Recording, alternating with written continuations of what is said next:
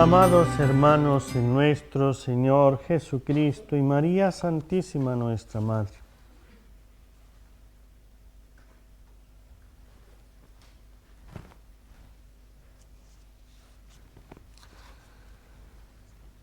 si uno peca, ¿basta con arrepentirse o hay que hacer algo más? El pecado es una ofensa y causa un daño, produce un daño. La ofensa siempre es a la persona, a Dios, al prójimo, a uno mismo. El pecado como ofensa a Dios rompe la relación con Dios o la deteriora si es pecado venial o pecado mortal. Pecado mortal la rompe totalmente. La ofensa hecha a una persona, solo la persona ofendida puede perdonarla. Hay que pedirle perdón a la persona. Por eso Jesús decía aquello en el Evangelio: si cuando vas a presentar tu ofrenda ante el altar te acuerdas allí mismo de que tu hermano está ofendido contigo, deja allí tu ofrenda antes de presentarla ante el altar, ve a reconciliarte con tu hermano y luego vuelve y presenta la ofrenda. En primer lugar, la ofensa a Dios rompe la amistad con Dios. ¿Sí? El romper la amistad con Dios es perder la caridad, la virtud teologal de la caridad. La esperanza es la que sigue viva, puede seguir viva, a pesar de esa ruptura de la relación con Dios.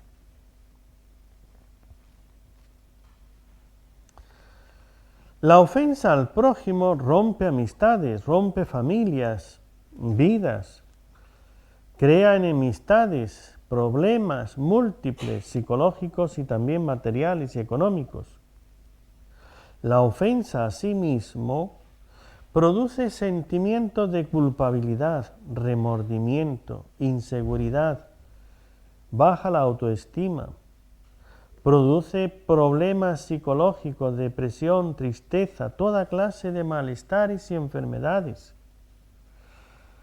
Pues la carga del peso del pecado y el abatimiento bajan las defensas y hacen que la persona sea vulnerable a las enfermedades. El pecado muchas veces también causa daño a Dios. El pecado mortal ciertamente causa un daño a Dios. Ese daño,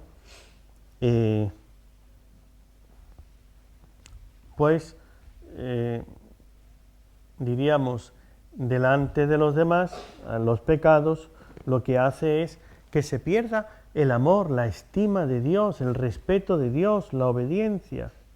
Y si yo peco y no me pasa nada, por lo demás dice, bueno, es que Dios no pasa nada, que no se haga lo que Él dice. Se pierde el respeto, a Dios eso daña la relación del hombre para con Dios.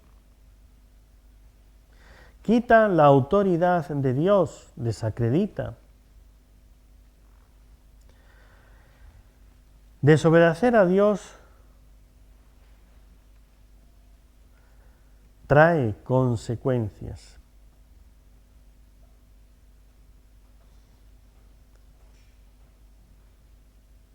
Una de esas consecuencias, el pecado mortal, es, y la más grave y la definitiva, es el infierno.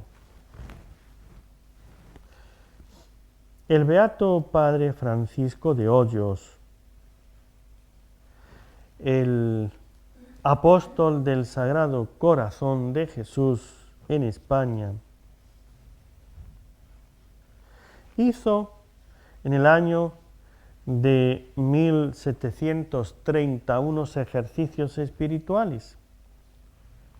Sus ejercicios espirituales anuales que correspondían al año 1729.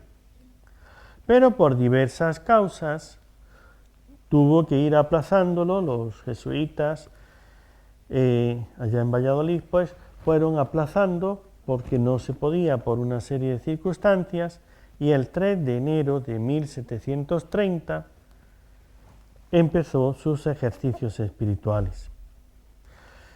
Bernardo de Hoyos detalla las gracias abundantes que recibió durante los ejercicios espirituales.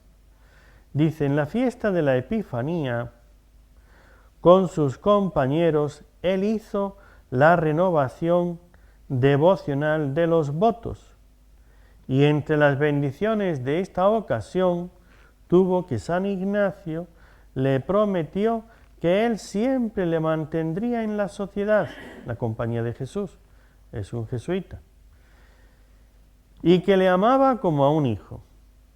Al final de la misa, Bernardo miró sobre su corazón envuelto en el del Salvador,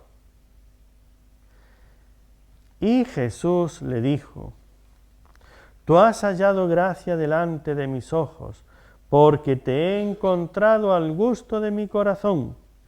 Los dos corazones, dice Bernardo de Hoyos, habían sido atravesados por 3 pequeñas flechas de oro, de las cuales las puntas estaban encendidas con amor divino, un símbolo de los votos que él había renovado a el Señor en esos momentos.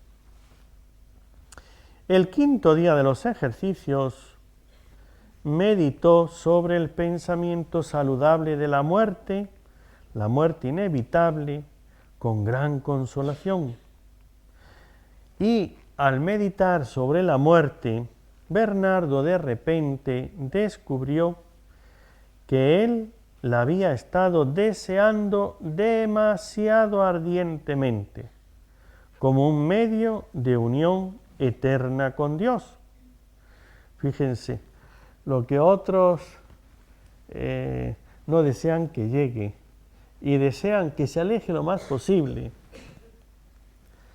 Bernardo de Hoyos en sus ejercicios empezó a examinarse y vio que él había deseado demasiado ardientemente la muerte. Y entonces, ¿qué hizo? San Ignacio de Loyola, en los ejercicios espirituales, nos habla de la indiferencia. Ponerse en esa indiferencia perfecta, no desear vida corta o larga, ni más tiempo ni menos, sino que sea lo que Dios quiere. Entonces, ponerse indiferente para morirme ya o dentro de cuando cumpla los 100 años y unos cuantos días, cuando pase después de 100 años. Ser indiferente, no tener apego a la vida ni deseos de morir. Estar en lo que Dios quiera y no más ni menos que lo que Dios quiere. Hizo entonces su acto de indiferencia, es decir, viendo que había deseado demasiado ardientemente para estar con Dios, morirse pronto, entonces hizo esa renuncia y se puso en la voluntad de Dios. Fue recompensado instantáneamente porque el Redentor le predijo que a su muerte estarían presentes San Miguel Arcángel, San Ignacio, San Francisco Javier, Santa Teresa y sus otros protectores celestiales, y más aún Jesús y su madre vendrían a recibir su alma y llevarla al Padre Eterno. Tal manifestación de Jesús le puso muy contento a Bernardo de Hoyos. El día 7º de los ejercicios, una contemplación abrió delante de él una vista aterradora. En estos ejercicios recibió él una gracia y aquí va a narrar Bernardo de Hoyos que lo publicaron unos amigos, o sea, él lo tuvo, lo escribió, después de haber vivido esta contemplación que él narra aquí ahora y comentando con algunos amigos. Estos después lo publicaron y al publicarlo le trajo problemas con las autoridades.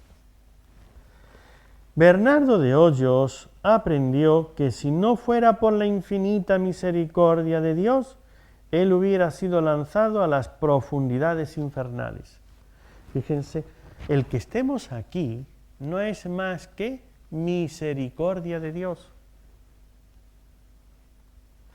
Se sorprendió que su destino había sido salvado por la sinceridad con que él había manifestado su conciencia a los superiores, desde el noviciado en adelante. En el transcurso de este ejercicio de la meditación, abrió sus ojos y vio que caminaba en un campo grande y caminó con el Hijo del Hombre, que le encomendó al cuidado de su ángel de la guarda. Ahora narra este camino, este paseo que hace con el ángel de la guarda. Ven, le dice el ángel de la guarda, yo te enseñaré esta gran visión. Comencé a seguirle, cuando de repente la tierra se abrió. Mi ángel guardián pasó adentro del hoyo y yo seguí sus huellas para ver la gran visión de aquellos infortunados sobre quienes la mano todopoderosa de la divina justicia descarga su ira. Unos cuantos pasos más adelante vi una manada de espíritus malignos saliendo de la misma abertura de la tierra en la que yo había penetrado. Ellos habían lanzado a las llamas del infierno muchas almas que habían ganado con ocasión de las numerosas muertes por la reciente epidemia que ahora estaban estos demonios volviendo al mundo para poner redes y capturar y lanzar a otros desgraciados al abismo. Habíamos caminado como unos 20 pasos cuando mi ángel me dijo, mira, escribe.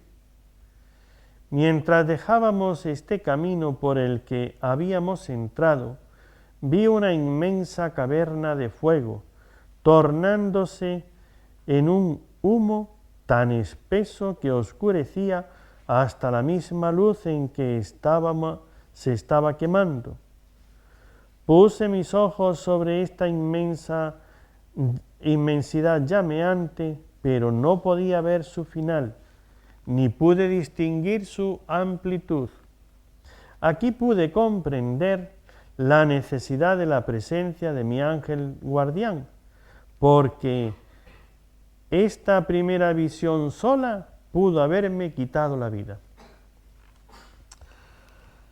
La Virgen María de Fátima a los 3 niños pequeños les mostró una visión del infierno. Cuando Dios quiere que una persona crezca en santidad y esperanza, le hace ver las consecuencias del pecado, para que su vida espiritual se afine y se afiance y engrandezca mucho más. Y por eso los 3 niños que vieron el infierno en Fátima, pues santos. Bernardo de Hoyos lo mismo. Sagrado Corazón de Jesús quiso de él una persona totalmente entregado a su corazón divino. Y para ello le mostró las consecuencias del pecado. Entonces el ángel me dijo, mira más cerca. Comencé a distinguir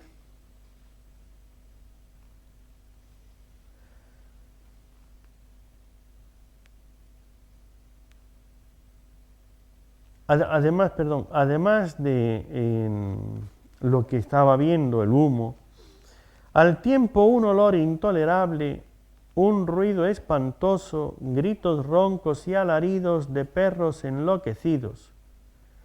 También, al mismo tiempo, vi llevados por su furiosa rabia a algunos de los condenados que saltaban fuera del fuego para ser lanzados otra vez por los demonios a la voracidad de las llamas.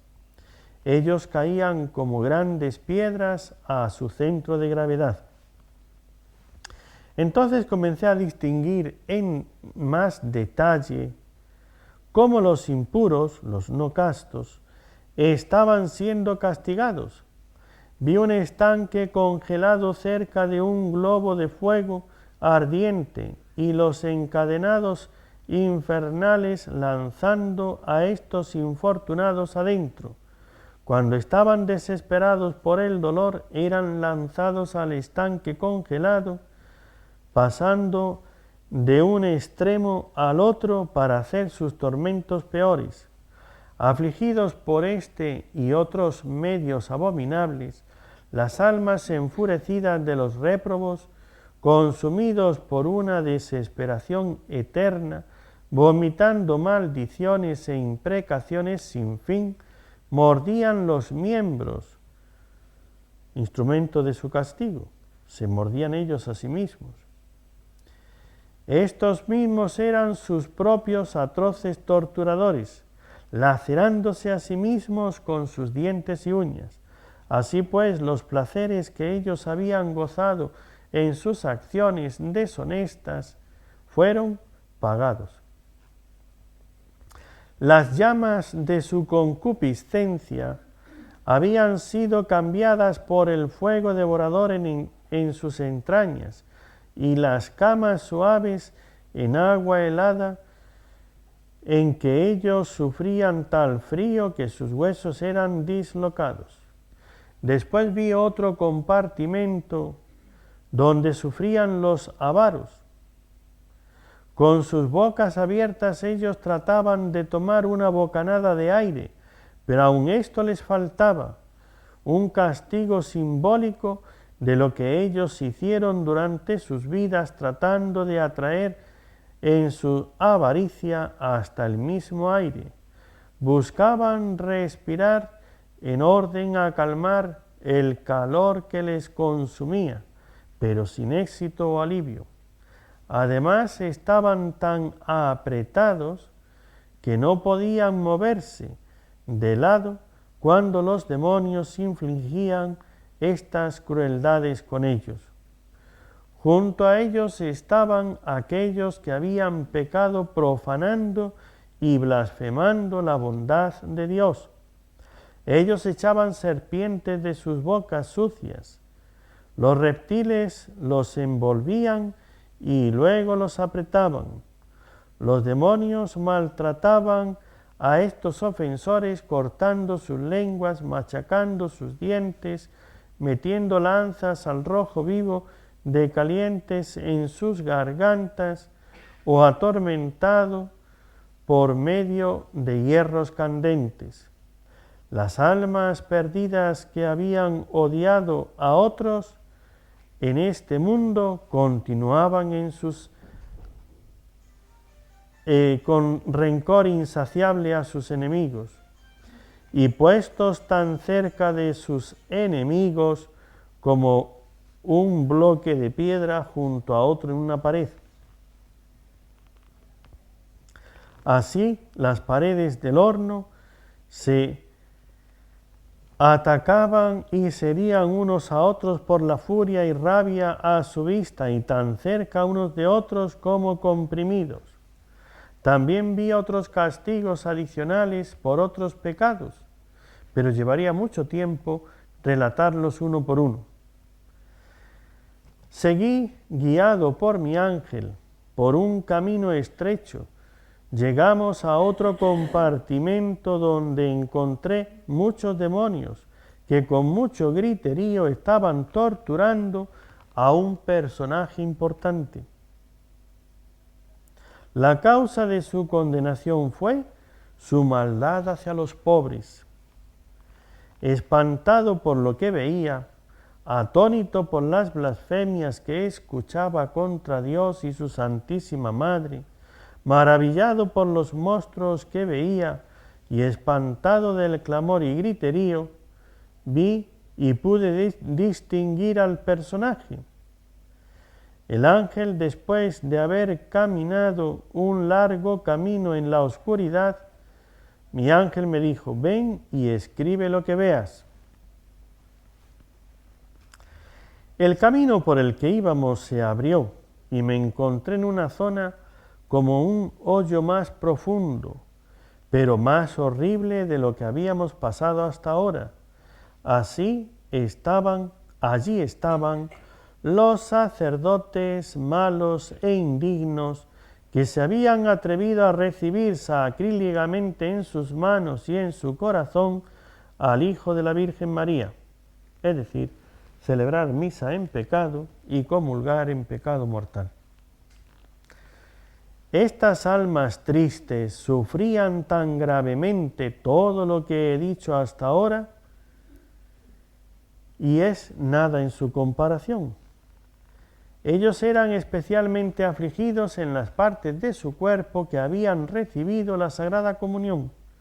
Sus manos se retorcían de dolor y se habían convertido en carbones encendidos. Sus lenguas rotas en pedazos colgaban de sus bocas, un signo de sus sacrilegios. Todos sus órganos vitales, especialmente el corazón, estaban ardiendo en llamas y explotaban en agonía. Aquí, una serpiente en actitud de golpear a un sacerdote malo que yo había conocido y que había muerto de repente después de comportarse muy escandalosamente, me miró con gran rabia, soberbiamente, pero inmediatamente cayó de nuevo a las llamas internas. ¿Sí? Ya son dos que vio, que conocía a aquel personaje importante y ese sacerdote que había muerto así de repente con una vida escandalosa. De este lugar el ángel me condujo a un tercero donde las aflicciones y tormentos eran más intensos. En él estaban aquellos que habían sido visitados más frecuentemente por Dios y con su ayuda e inspiración, pero que ingratos y olvidadizos lo habían desdeñado, pisoteado la sangre de Jesucristo. Estas almas sufrían mucho más debido al mismo conocimiento y memoria de lo que ellos pudieran haberse beneficiado de sus inspiraciones. Qué malo es desechar las inspiraciones divinas. Cuando Dios te da una inspiración, es una gracia que espera una respuesta. A ello está ligado un premio. Perder ese premio trae mayor sufrimiento. Dios me mostró que lo que les hacía sufrir era el gusano del remordimiento de conciencia, el mayor dolor del infierno después de la pérdida de Dios. Ahí tienen. Es una de las visiones del infierno, en este caso por Bernardo de Hoyos. El ángel entonces me puso de repente por encima de los 3 abismos y el Señor me iluminó. Es la esperanza de que no va. Antes ya le ha dicho que a su muerte estará San Miguel, la Virgen María, etcétera. Los santos de su devoción estarán con él para llevarle él mismo, el corazón de Jesús y la Virgen Santísima estarán para llevar su alma al cielo. Después de darle esto, esta es la esperanza de que me voy a salvar, voy a ir al cielo, viene la visión del infierno para que se compadezca de los pobres pecadores, para que haga un apostolado a pesar de todas las contradicciones. Así es, queridos hermanos. Hay que fortalecer nuestra esperanza, no podemos dejarnos vencer.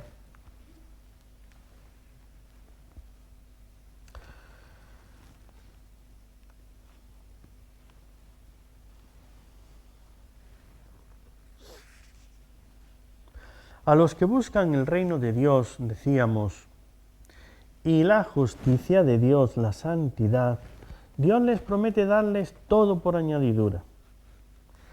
A veces, cuando nosotros pedimos, Dios nos concede lo que deseamos para que aprendamos a confiarle aquello que necesitamos. Cuando tú le pides a Dios y Él te escucha, te socorre, te da eso que le pides, es para que confíes más en Él. Y así cuando no lo obtengas, sigas confiando.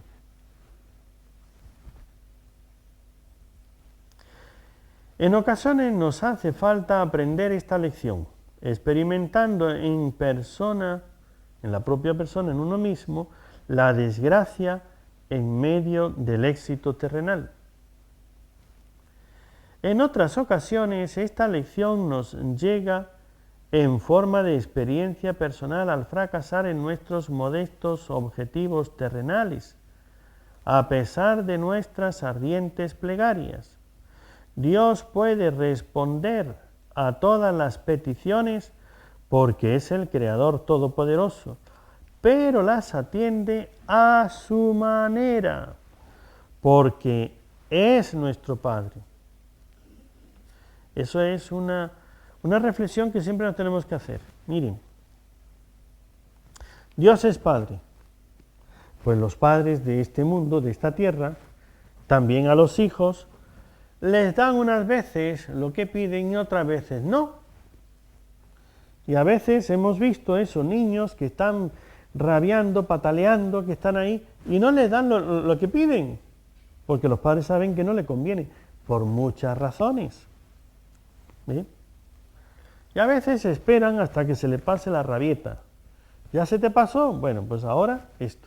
Y hacen lo que ven que tienen que hacer, pero los dejan que pase la rabieta. Es la educación. Pero el hijo sabe que siempre cuenta con su padre. Y la gran lección que tenemos que aprender en esos fracasos es solo el amor de Dios satisface. Solo el amor de Dios.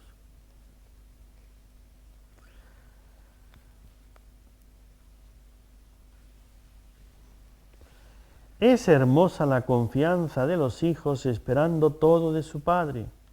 Por eso esperamos en Dios que nos libre del infierno, esperamos en Dios que nos dé lo que necesitamos, los socorros de la tierra, esperamos en Dios que nos dé las gracias espirituales, la paz, la interior, que nos dé la luz, que nos dé el amor, etc. Por eso hay que pedir continuamente ese danos, esperar en Él. Jesús nos enseña esta petición. Con ella se glorifica en efecto a nuestro Padre, reconociendo hasta qué punto es bueno más allá de toda bondad.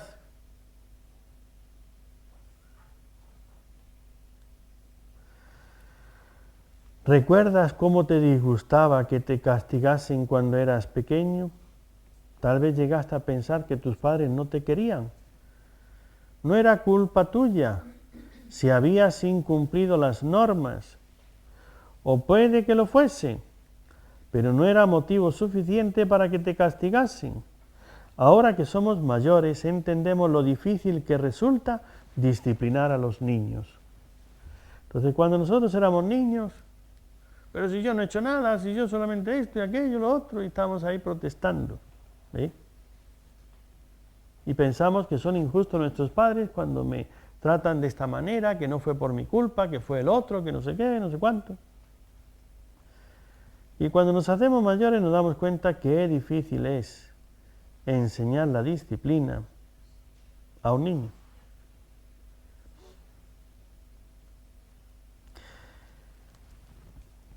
Pues Dios que es Padre, nos tiene que ir disciplinando a todos, enseñándonos. Nos enseña la fe.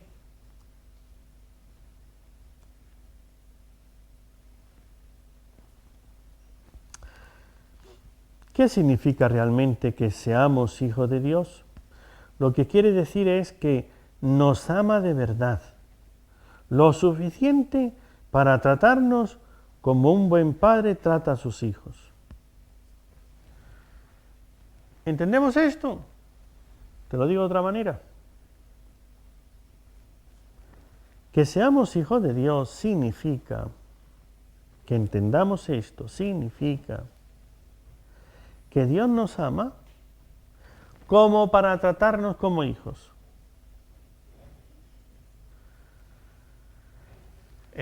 Mira cómo trató a su hijo. Pues cuando te trate así, te trata como a hijo. ¿Me explico, no? ¿O quiere que se lo ponga más gráficamente?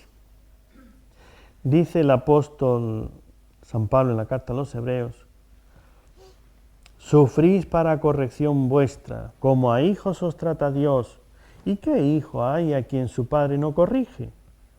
Mas si quedáis sin corrección, cosa que todos reciben, es señal de que sois bastardos y no hijos.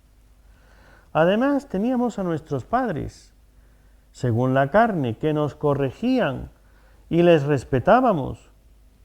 ¿No nos someteremos mejor al Padre de los Espíritus para vivir? Pues, si yo me sometí a mis padres, y ven, estoy aquí, siempre me dieron de comer, a veces me porté mal, pero a pesar de todo, me daban comida, me daban abrigo, me vestían, me dieron educación, me dieron salud, ¿ven? No me desecharon, no me abandonaron, no me dejaron, ahora muérete ahí, ¿no? A pesar de sus castigos, a pesar de todo, querían hacer de mí un hombre, una persona de bien. Y entonces se esforzaron. Y ellos, dice San Pablo en la carta a los Hebreos, con sus cortas luces humanas, pues cuánto más Dios. Dios no solamente quiere que seas un hombre de bien, quiere que seas un morador del cielo, un santo del cielo. Y para lograr que seas un santo del cielo, para eso te corrige. ¿Ve? El papá, la mamá, pues nos corregían. Cuando éramos más mayores, mi madre ya si nos daba con la mano, le dolía más a ella que a nosotros. Así es que ya, pues pegaba, pero bueno, ya no tanto.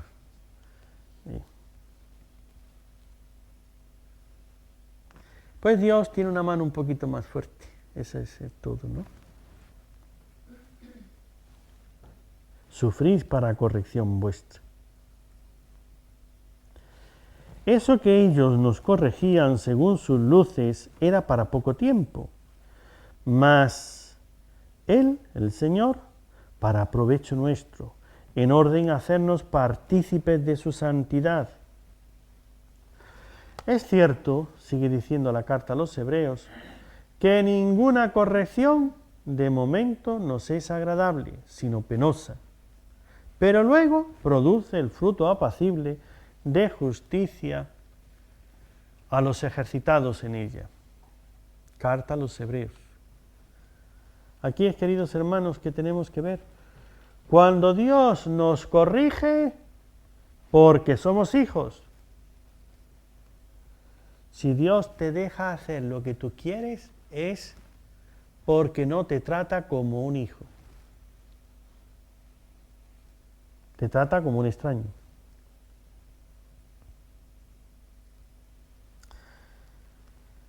Si no pasásemos por momentos difíciles, no sabríamos que Dios nos ama. ¿Cuántas veces nos han dicho exactamente lo mismo nuestros padres? Lo que hago es porque te quiero. Sí, claro. Decíamos entonces para nuestros adentros, cuando teníamos 8 años. Y entonces, ¿por qué me pegas? ¿No? Si lo hago porque te quiero, ¿no? Pero mira, pues no me pegues, no me quieras tanto. Pero ya hemos crecido. Y ahora, pues, le decimos eso a los niños, ¿ve? Empezamos ahí a querer, pero si es por tu bien. Entonces, eso fue lo que nos decían a nosotros, y eso se lo decimos nosotros. Y eso es lo que tenemos que pensar, que es lo que Dios hace también por nosotros. Cuando tengas una cruz, una dificultad, un problema, una situación de estas de fracaso, cuando te sientas metido de verdad en las angustias y los problemas, piensa que si Dios te deja pasar por eso, es porque te ama. Entonces, la pregunta sería, cuando te está sucediendo alguna situación de estas adversas, no preguntas ¿por qué me pasa esto? Pregunta ¿y qué bien es el que Dios quiere sacar de esto? ¿Qué bien voy a sacar de aquí? Cuando nosotros preguntamos ¿por qué me pasa esto? La causa de esto, si la causa es una, porque Dios te quiere, ¿ve? Pero eso no te da la respuesta a la situación en la que estás. ¿Pero por qué tengo que sufrir esto? Es que Dios te quiere. Ya, pero ¿de qué manera lo voy a sufrir? ¿Qué va a salir de aquí? ¿Qué bien saco? ¿Y por qué en este momento tengo que estar pasando por todo esto? Eso es la finalidad, hacia dónde va esto. ¿Qué bien voy a sacar yo de esto?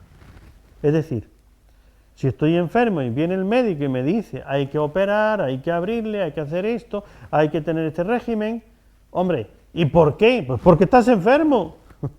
Por eso. Pero el que esté enfermo no me explica que me tengan que operar, que me tengan que poner un régimen, que tengan que hacer ayuno, que tengan que hacer lo que sea. Sino porque eso es la salud. Porque esa enfermedad, la única manera de curarte, de salvarte la vida, de hacer, es extirpando el mal que tienes dentro. Hay que operar para sacar ese cáncer, para sacar esa hemorragia, para curar eso, hacer lo que sea. ¿Ve? Entonces es otra razón. ¿Cuál es el bien? ¿Y operarme para qué? ¿Ve? ¿Para qué me va a operar? Es que tenemos un nuevo médico que nunca ha experimentado y ya que está usted aquí, pues que haga su primera operación, que empiece a practicar.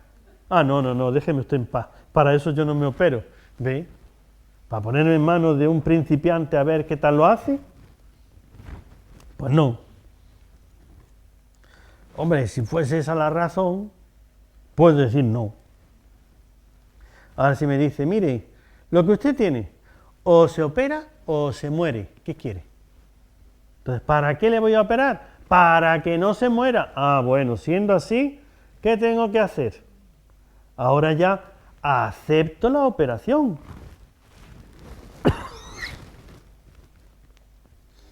Pues eso es lo que Dios hace con nosotros. Si nosotros comprendiéramos que eso que nos está sucediendo puede llevarnos a perder una gloria inmensa en el cielo, a ir al infierno, a causar al corazón de Dios una tristeza inmensa, como Jesús en el huerto. Triste está mi alma hasta la muerte. ¿No harías ese sacrificio, ese esfuerzo, esa renuncia para que no sufriera el corazón de Dios de esta manera? Entonces ya uno encuentra razones para sufrirlo, para hacerlo. Ahí es donde la esperanza actúa. Espero el bien que viene después de este sufrimiento, después de este problema.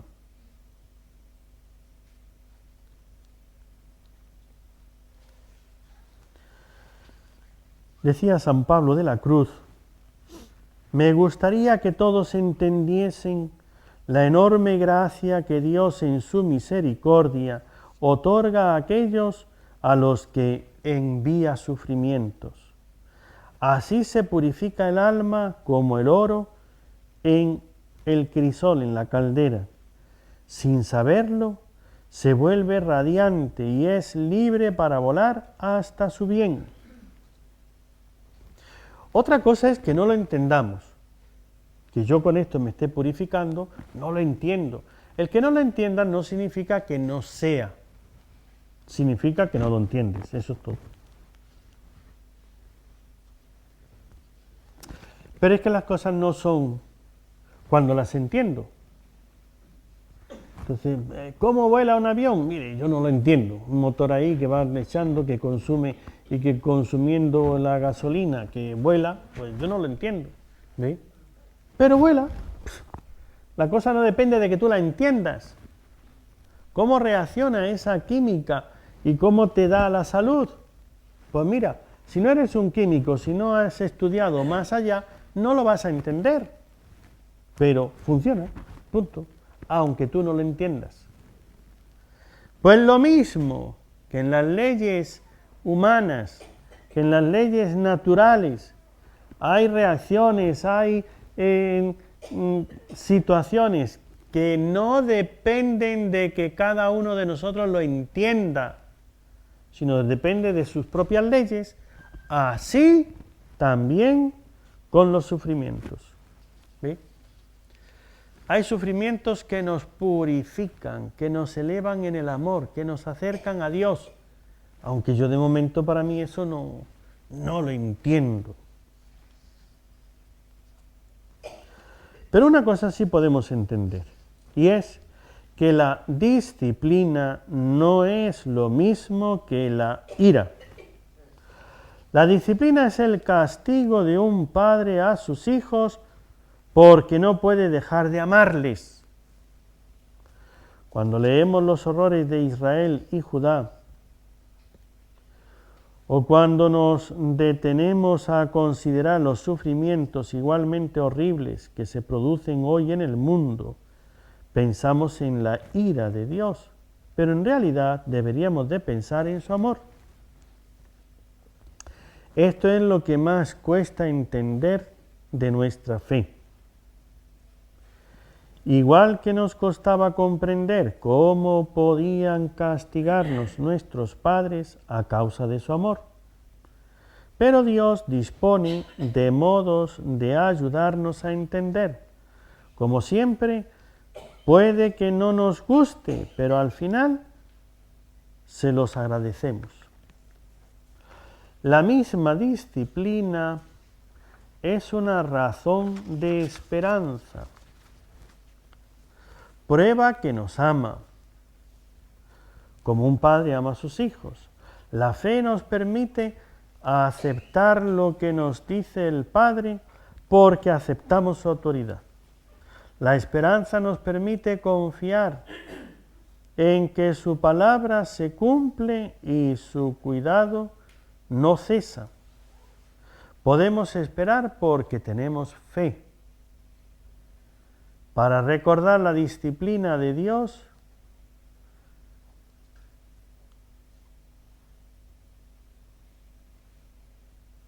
es una prueba de su amor paternal. Por eso nuestra fe tiene que ser puesta a prueba. Tu fe tiene que ser probada.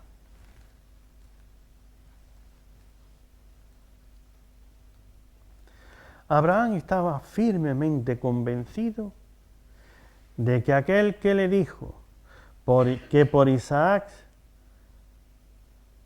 llevará su nombre una descendencia, estaba convencido de que ese no mentía. Dios no mentía y le estaba pidiendo que lo sacrificara, que lo matara.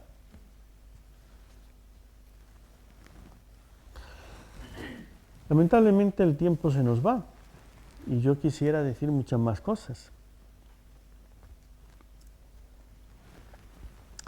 Una de las cosas que quisiera decir, pero ya no va a haber tiempo. Fíjense, si nosotros meditamos bien la historia de Israel, el tiempo del desierto la salida de Egipto, los 40 años del desierto y la entrada en la tierra prometida, ese es diríamos, un tiempo clave, unas acciones claves. Eso es toda una enseñanza de una vida espiritual. Por eso tenemos que volver y meditar ahí la salida, la liberación del pueblo. Tengan en cuenta que Egipto representa el pecado. Es el pecado. Entonces, nuestra vida de pecado. ¿Cómo salió el pueblo de Egipto? No salió el pueblo por sus propias fuerzas. Tú no vas a salir del pecado por ti mismo. Tú no te liberas del pecado, es Dios el que nos libera. El pueblo de Israel fue liberado de Egipto, de la esclavitud. El pecado te esclaviza y tú no puedes romper esas cadenas. El único que puede es Dios. Por eso cuando te ves atado por los pecados, cuando te ves encadenado, cuando te ves que estás sometido, tienes que hacer lo que hizo el pueblo de los hebreos en Egipto, clamar a Dios, pedir. ¿Cómo fueron liberados? Todo comienza porque pidieron a Dios que los librase. Y Dios les envió un libertador. Y Dios hizo milagros. Y Dios los sacó. Ellos no hicieron nada más que una cosa: pedir, clamar. El clamor de mi pueblo ha llegado hasta mis oídos. Ve y sácalos, líbralos. Yo haré señales, yo haré todo, pero tú vete y en mi nombre sácalos. Y si leemos más detenidamente el Éxodo, ¿todos los hebreos querían salir? No. Y todos estaban bajo la esclavitud. ¿Y cuántas veces se ponen a decirle: Moisés, ¿por qué nos has sacado aquí a este desierto tan horrible para hacernos morir de hambre y de sed? Cuando Dios los está liberando de la esclavitud, se quejan, se quejan. No es la queja que se puede hacer.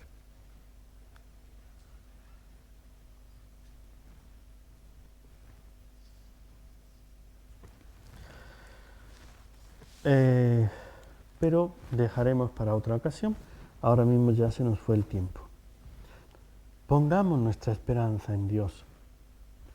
Él es nuestra esperanza, por eso Cristo es nuestra esperanza.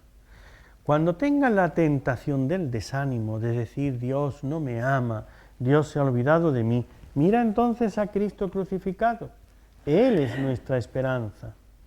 Su pasión, muerte y resurrección es nuestra esperanza. Ha hecho todo por nosotros. Mire, hablando de las maravillas de la gracia divina, dice: Dios no llegó a sudar, a hacer todo el trabajo posible por la condenación de los condenados, de los pecadores. Pero Dios sí que sufrió y sudó, hizo todo lo posible hasta lo imposible por la salvación de los pecadores. Dios no se esforzó por condenar a nadie, pero se esforzó por salvarnos a todos y a cada uno. Esto es lo que tenemos que tener bien claro. El gran esfuerzo que Dios hace para salvarnos. Esa es nuestra esperanza, ese es el motivo de esperanza. Que Dios no se va a quedar, no se va a desanimar. Si no se quedó en el camino del Calvario, si no se desanimó ante la crueldad de los verdugos, si no se desanimó ante el abandono de los suyos, de los apóstoles, si no se desanimó ante la traición de su pueblo, bendito el que viene en nombre del Señor, y unos días después, crucifícalo, crucifícalo. Entonces, ¿en qué quedamos? Es el Mesías, ¿El que viene a salvar o es un blasfemo que hay que condenar a muerte?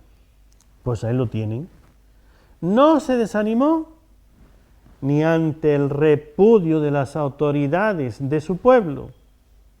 Lo rechazaron. No se desanimó ni ante el cambio de opinión, el rechazo de su pueblo. No se desanimó ni ante el abandono de sus discípulos. Y huyeron, corrieron. ¿Ve? El que menos, no el que no, sino el que menos le traicionó fue San Juan, que estuvo al pie de la cruz. Pero es que también le abandonó.